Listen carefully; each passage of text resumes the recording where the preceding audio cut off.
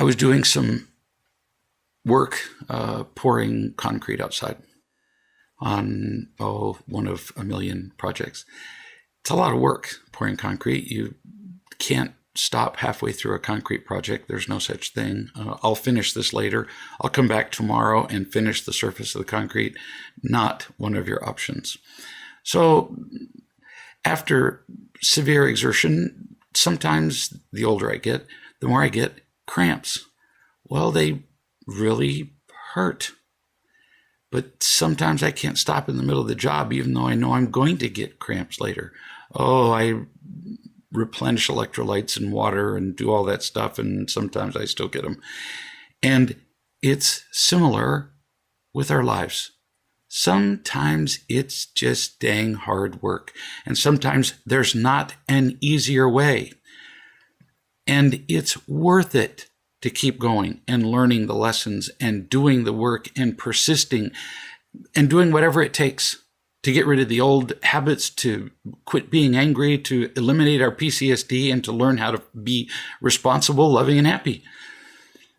But it can be a struggle with unfamiliarity as we're learning to do new things. And so we get emotional cramps, just like I get physical cramps. And baby, they hurt. There's sometimes I just want to cry when my legs hurt enough.